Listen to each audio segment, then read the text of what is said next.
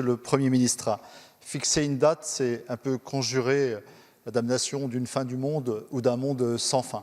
On voit bien toute la force que cela peut représenter, mais en même temps, en annonçant cette date, même avec prudence, comme l'a fait le Président de la République, nous posons des questions, autant que nous apportons de réponses aujourd'hui. Une des questions majeures qui est posée aujourd'hui, c'est celle de notre responsabilité. Est-ce que cette date est trop précoce ? Pour certains acteurs, notamment dans l'économie, elle est encore tardive, elle a un coût public et économique important. Pour d'autres, préoccuper de la dignité humaine et de la santé, ce que nous partageons tous ici sur les rangs, elle pourrait être trop précoce. Alors, être responsable, c'est être responsable de ce qui est fragile, comme disait Paul Ricoeur. Être responsable de ceux qui sont fragiles. Et notre groupe politique a été un de ceux qui a été le plus en pointe sur la question de ces enfants pour qui la vie se terre fermée, de ces aînés dans la solitude et confrontés à la fin dernière. Et notre groupe est également soucieux de ce qui est fragile dans ce rapport de la vérité de la parole publique. Alors, pour lever toute ambiguïté, est-ce que vous pouvez nous dire, Monsieur le Premier ministre, si nous avons adopté cette doctrine autour du 11 mai, malgré l'absence de tests, parce que nous sommes persuadés qu'étant asymptomatiques, nous n'avons pas besoin d'être testés. C'est une question extrêmement importante.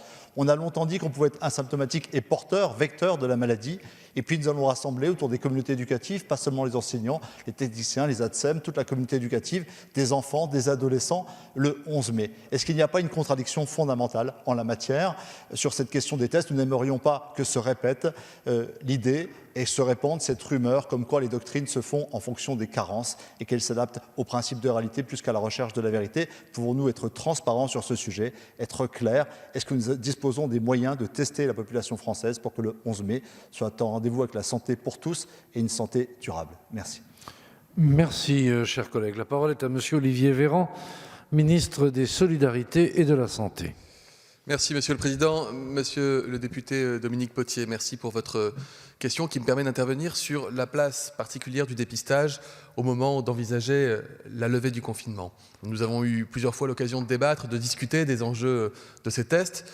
Je voudrais que les choses soient parfaitement identifiées. Il y a en réalité deux grandes catégories de tests.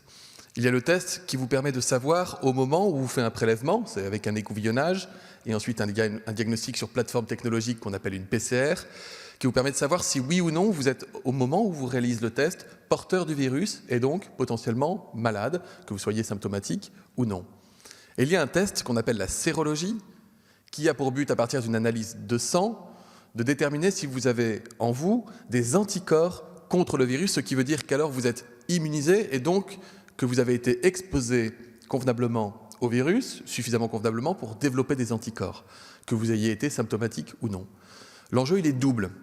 Il est encore plus fort au moment où on lève le confinement, pour pouvoir répondre à des Français qui s'interrogeraient légitimement pour savoir si, oui ou non, ils ont développé une immunité. Certains d'entre eux n'ont pas été testés par PCR alors qu'ils avaient des symptômes.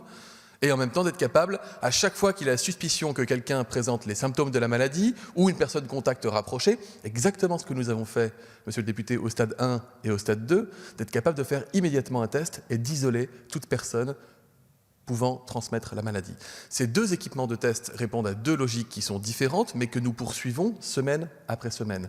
L'augmentation de nos capacités PCR, avec l'installation de 20 plateformes haut débit, l'achat de millions de tests en France et à l'étranger, et puis l'équipement en sérologie qui viennent juste d'arriver sur le marché mondial, qui n'existait pas encore il y a quelques jours, et qui nous permettent désormais de disposer de moyens plus fiables de diagnostic quant à l'immunité des personnes. Encore une fois, ces deux tests distincts mais parallèles, nous sommes en train de renforcer nos capacités pour pouvoir en faire massivement, le moment venu, pour pouvoir répondre à la demande, encore une fois, légitime des Français.